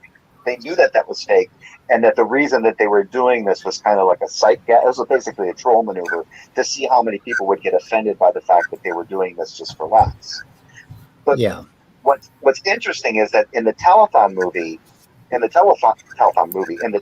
stream that they did, Smokey says to Will, he goes, "Well, wouldn't that be interesting if when Nock said that he worked at a TGI Fridays, that he was basically giving us false information to go off of to see if anyone would pursue it? Because if that's the case," he says something like, "Good. If that's the case, good form. Good show. Because it's basically a ruse then." So if they knew, and then the other part is that during that telethon video, Will called a TGI Fridays up in Grand Rapids, Michigan, which is it's a good distance from where Nock lives, and so I'm like, okay, so if this was all for a laugh, why did Smokey say that? Speculate on that, the possibility of not giving them false information to see if they would, take the bait. And number two, why call the one up in Grand Rapids, so far away from where they know he lives? But it's like this weird thing where they're saying, "Oh no, all this was planned. We all did this on purpose. We knew exactly what we were doing. This is nothing. None of this had to do with. We knew exactly what we were doing here." I'm like, I think you knew what you were doing, which was to piss Nock off by possibly calling around to these businesses to see where he worked. But I think now you're just basically trying to say, "Oh no, we didn't think we'd ever actually get a hold of him, and that this would never actually work. We just did this to see what other people would do, how other people would react to it, and how Nock would react to it." I think it's damage control. I think Smokey realizes that with Bill, with the murder thing, and with that, I think he realizes that he may have gone too far and pissed a lot of people off. So I think he's trying to back up a little bit, and I don't know. All he's got to do is apologize for his shitty behavior, Yeah. But there were some other claims in there too that had to do with basically, well, Nock did this first, so we did this next. It's kind of that bullshit that happens there. It's really just some childish shit. It's like, yeah. Yep. Some of the language is pretty inflammatory. So, yeah. Yeah. Yeah. Smokey hasn't gotten angry at me yet. I don't know why. Yeah, well, give it time. Give it time. Have you tried to push his buttons at all? Yeah. Not yet, but perhaps this stream will do it. Like me counter him on. That's funny. I'm 80% sure they called my place of work, but I wasn't there. You're 80%. Where's the 20% doubt? I'm just wondering. Yeah. Oh, it was when they called the one in Grand Rapids.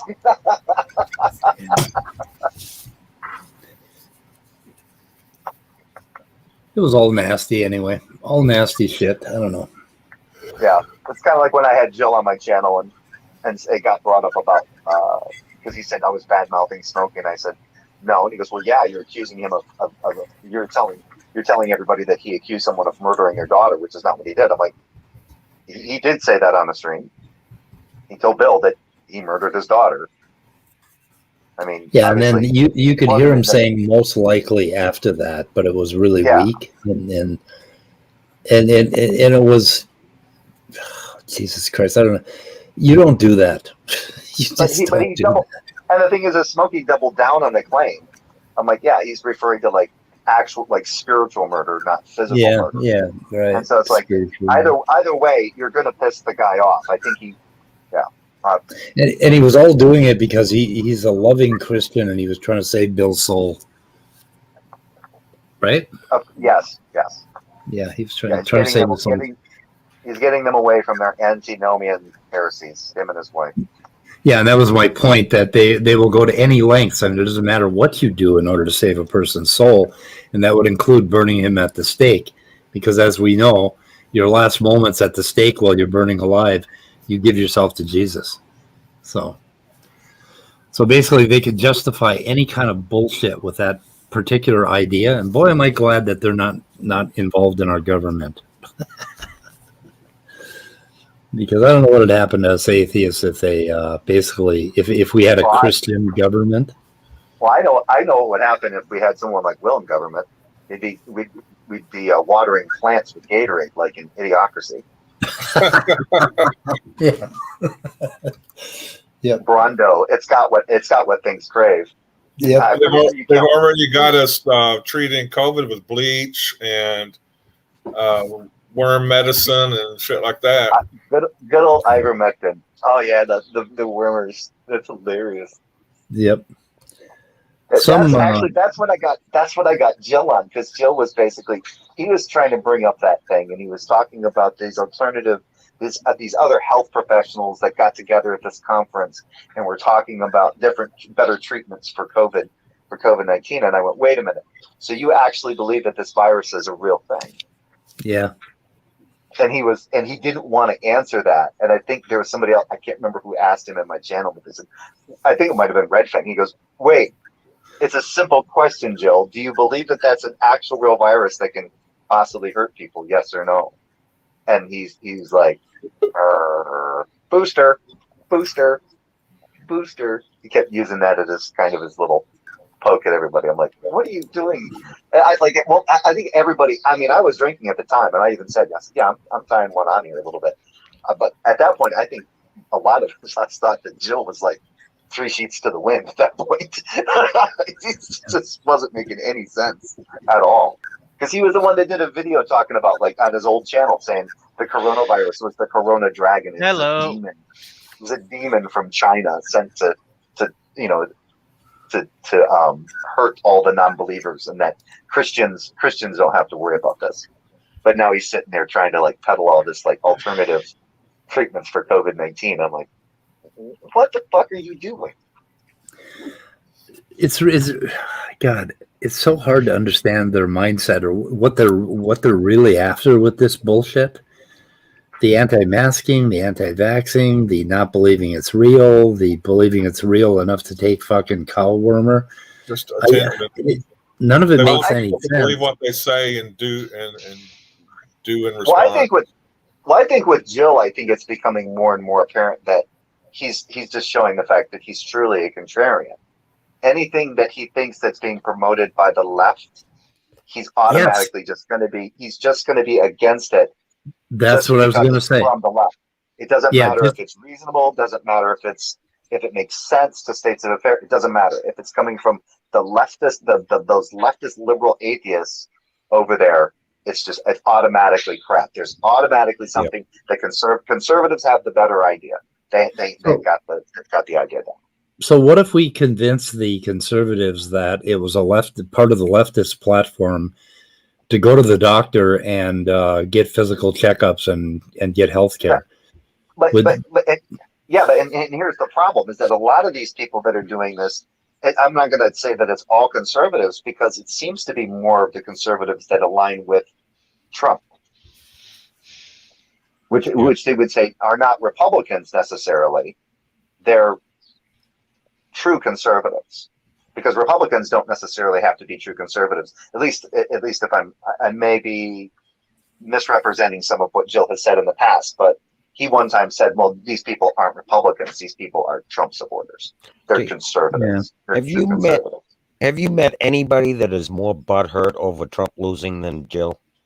I mean, he was just obsessed, right? I mean, I think he was more. I don't know if he's actually hurt by it or not. I think what he wanted to do was make people is basically trigger those he ideologically doesn't agree with to get mad at him, so that he would have something. He would have something to fight about.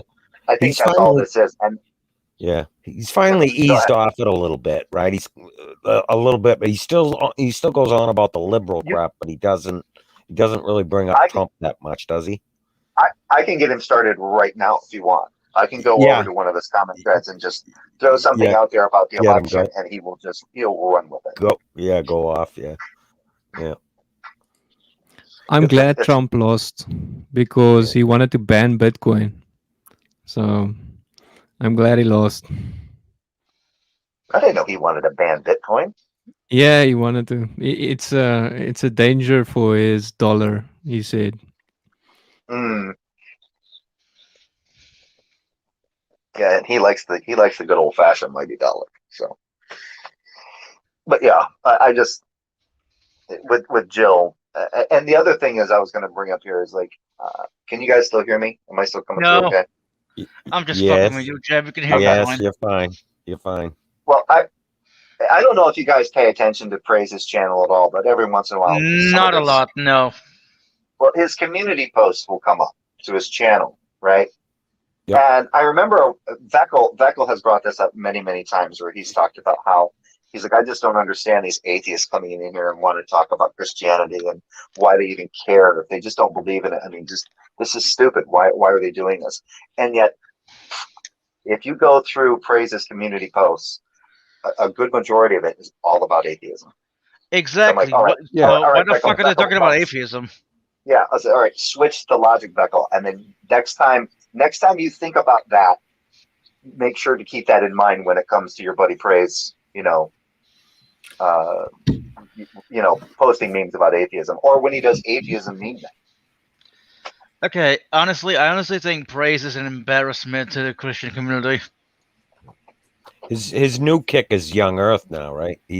I notice he's doing all kinds of, because Smokey is speaking out on and bashing the Young Earthers, he's trying to double down and yeah, but Praise wasn't a Young Earther, so what the hell is he I know, doing? Right? Well, I mean, look, okay, the guy mind. changes his mind more than I fucking do. I get accused of not having any convictions, and changing my opinion on a dime.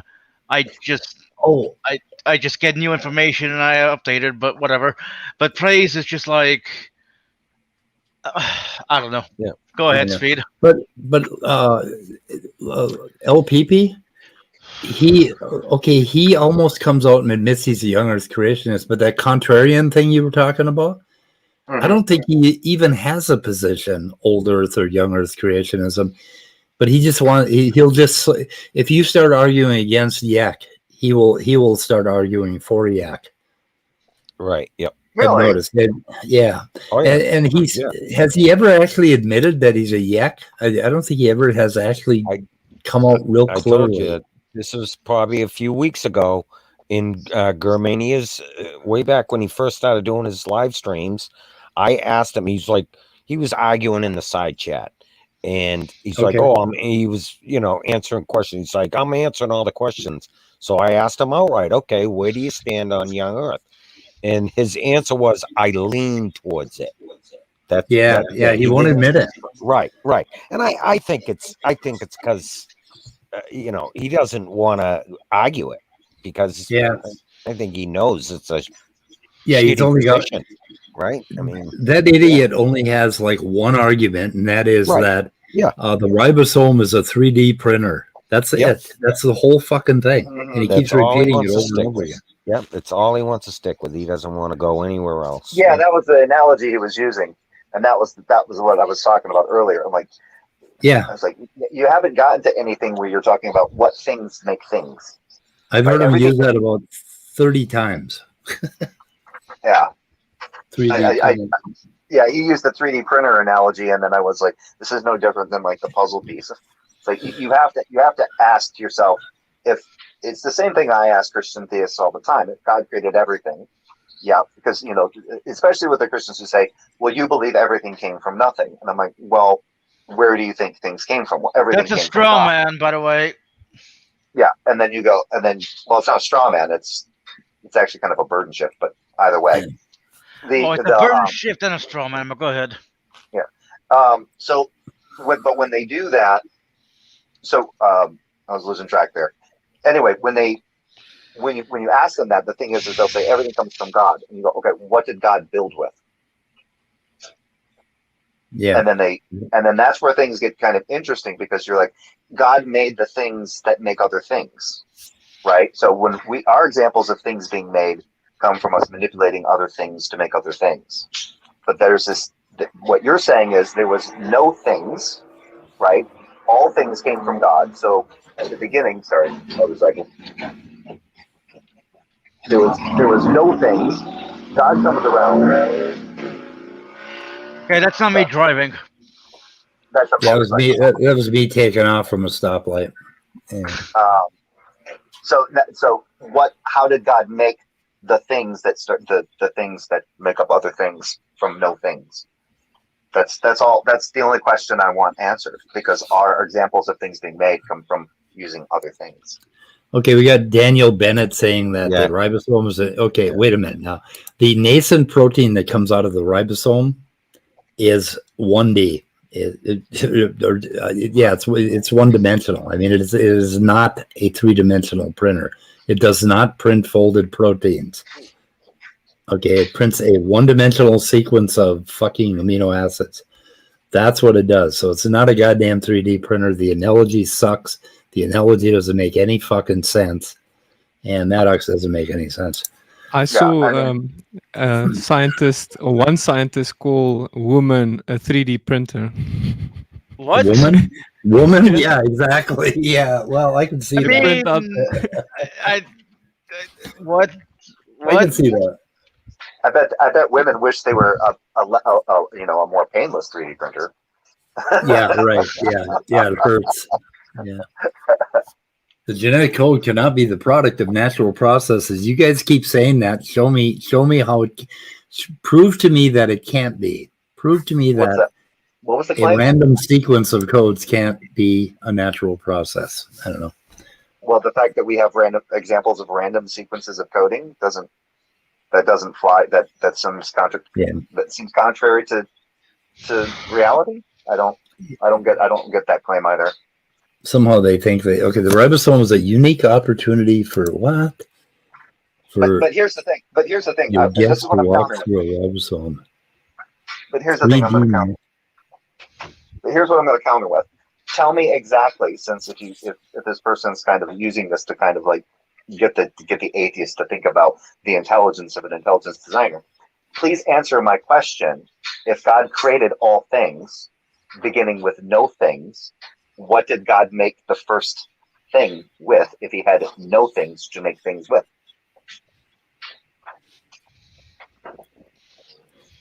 Does that question make sense? Yeah.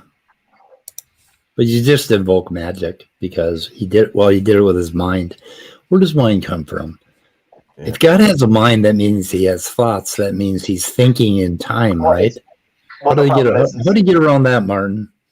Well, the other problem is if God is. What did you say?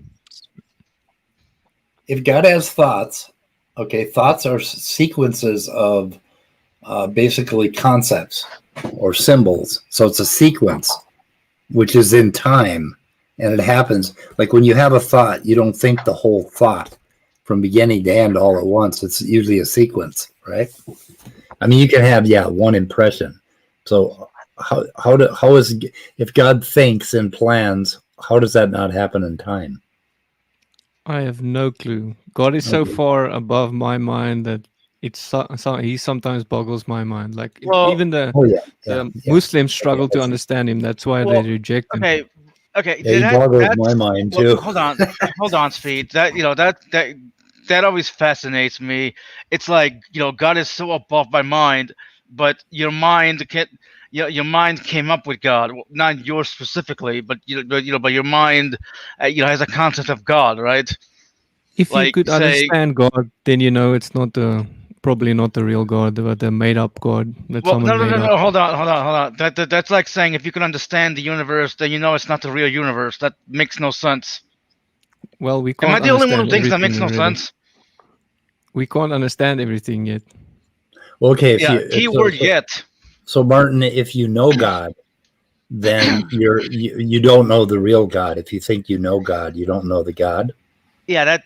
No, I mean, like, that makes if no you can sense. understand him perfectly, if you can understand Yes, God perfectly, then right. we would expect our Creator to be so beyond our finite brains that. So now you're a it'd be hard Buddhist. for us to understand. So now you're getting like close. you now. You're getting close to the idea of Buddhism. If you have any Me and belief, Speed are getting closer to each other. yes, if you have any conviction that you know anything about God, then you got the wrong God. You got it wrong. It's a false God, basically.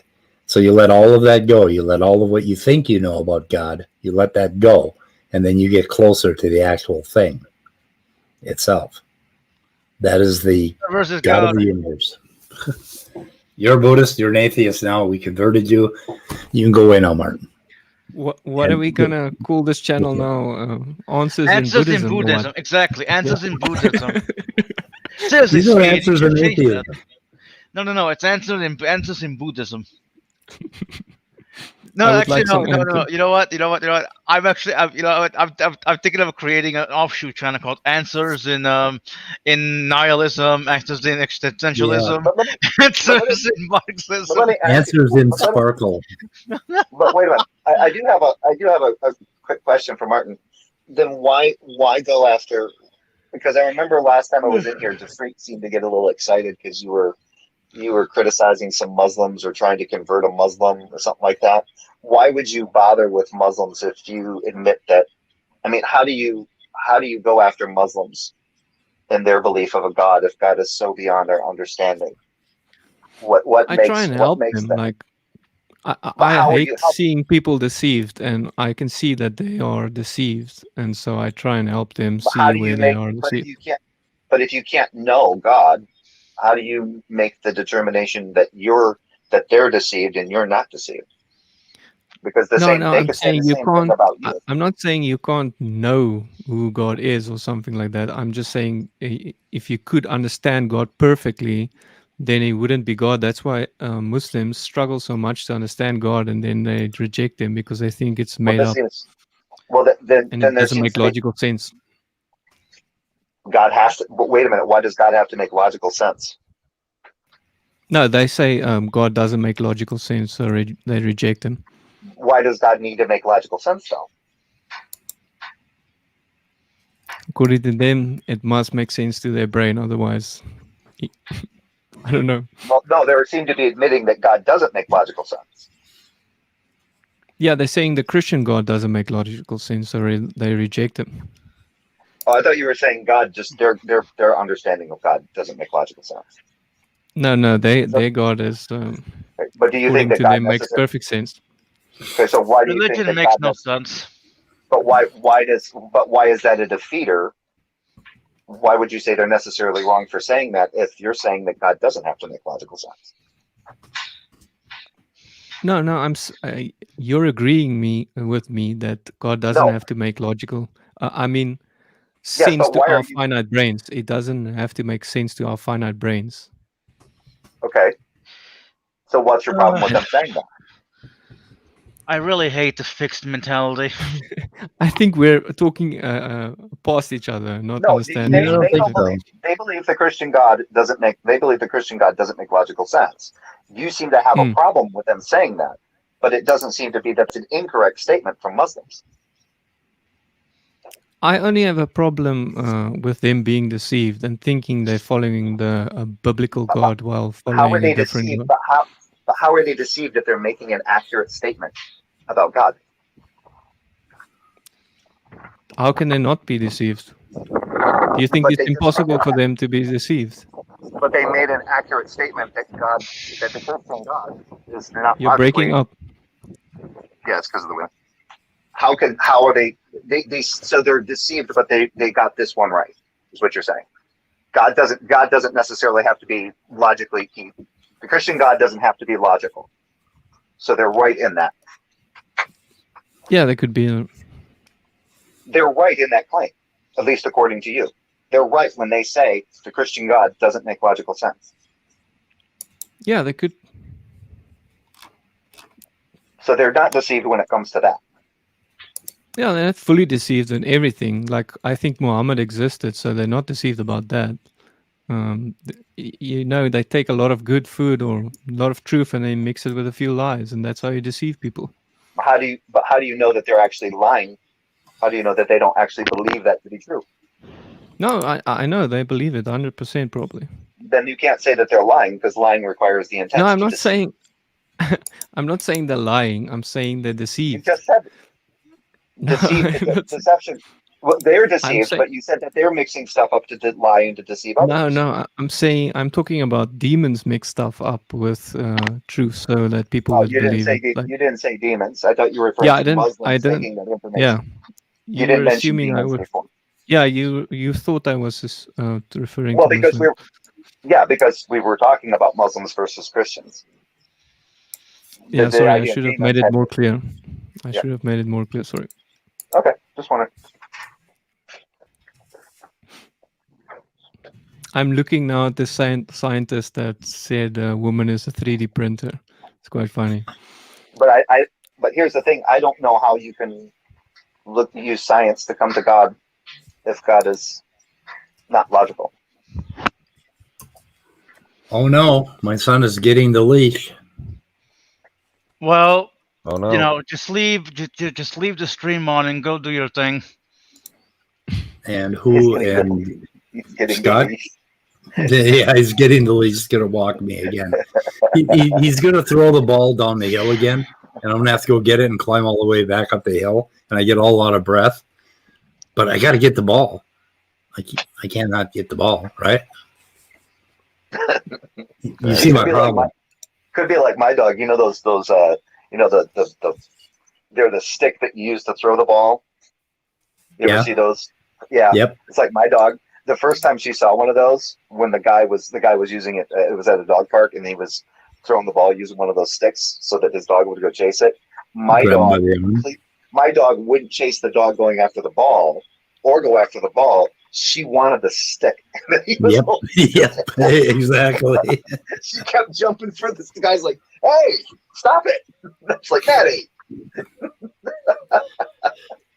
Anyway, I think we've done enough damage. This Daniel Bennett guy needs to come in here and explain this paper to us, because we're obviously we're not educated enough to understand Koonin, and maybe tell us all about it.